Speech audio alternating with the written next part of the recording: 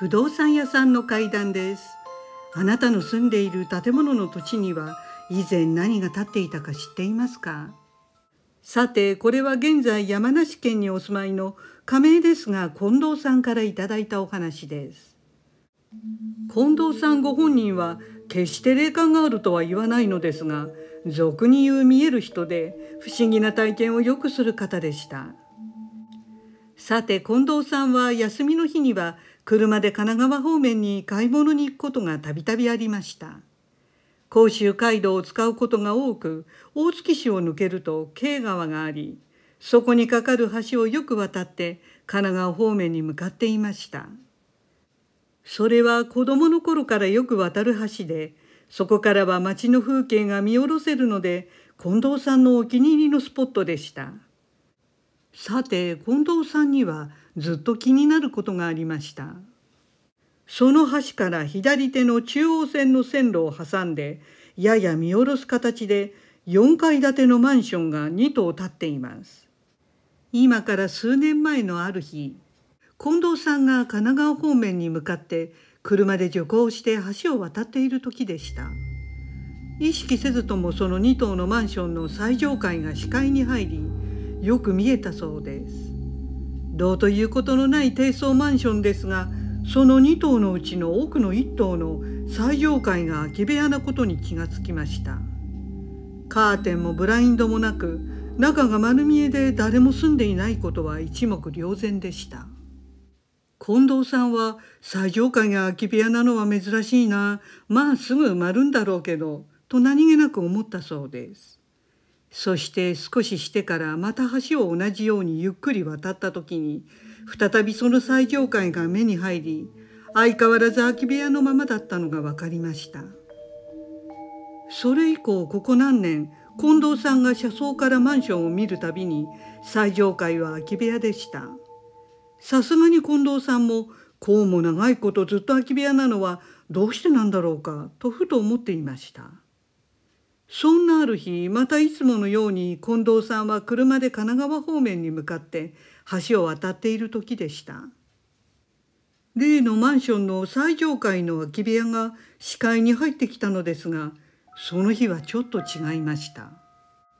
近藤さんはおやっと思ったそうです。その空き部屋に珍しく人が一人いるのです。それは一見喪服姿の男性のように見えました。空き部屋は奥の襖までよく見えるのですが、その襖の脇に立っていたのです。近藤さんにはそれが黒い服の人で、おそらく男性だったということしか分かりませんでした。でもその時霊感のある近藤さんには違和感があったということでした。それは普通の日常の活動の中で生きている人影を見る感覚とは違って、なんとなくうっすらとした人だったのです。おそらく生きている人間ではないと感じました。そして一瞬ですが、近藤さんはあの黒装束の男に自分が見ていることを感づかれたらまずいと直感的に思ったそうです。かすかに寒気がした近藤さんはすぐに通り過ぎました。その後も近藤さんはずっと釈然とせず、不吉なものを見たような感覚だったそうです。ただあの部屋で人影を見たのは後にも先にもその時だけでした。その後あの人影のことが引っかかっていた近藤さんは、そういえばと急に思い出したことがありました。そこで私に連絡をくれてこの話をしてくれたのです。近藤さんは子供の頃からあの橋はよく渡っていて、昔の風景も覚えていたのです。大人になってしばらくは東京に住んでいた時期もあり、その間にかなり様変わりしていました。実はあの2棟のマンションの建っているところは、以前は市営の斎場だったことに気がつきました。その斎場は古いコンクリートの建物で、例のマンションの空き部屋の位置には当時火葬場の煙突のてっぺんがありました。葬儀のある時は斎場の入り口に霊柩車が止まっていて、観音開きの焼却窯に棺が入れられるのが甲州街道からも見えたそうです。そういう日には煙突から黙々と煙が上がり、その光景を見ながら近藤さんは学校に通っていたそうです。そして結局その斎場は取り壊され、跡地には市営の団地群が建設されました。近藤さんが見ていた空き部屋は民間のマンションではなく市営の団地の最上階だったのです。つまり斎場が公団に建て替えられたということでした。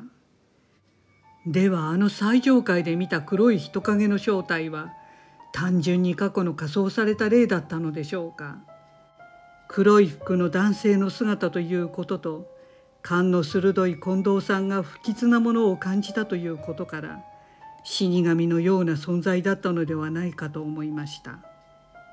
もちろんそれは誰にも分かりません。ただ以前はこの橋から身投げをする人がかなりいたそうで、一時期は身投げの名所にもなってしまい、橋のたもとには警察官が待機する小さな小屋があったほどでした。そしてこの橋を隔てた反対側には病院があるのですが、当時は亡くなった人が橋のたもとから中央線の線路を渡って斎場の中に入っていくのを見たという複数の目撃談もあったということです。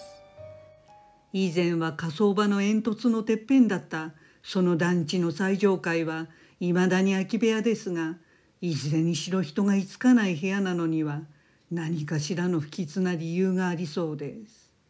近藤さんにはそれが何か分かってしまったのです。ご視聴ありがとうございました。よろしければチャンネル登録といいねボタンをお願いします。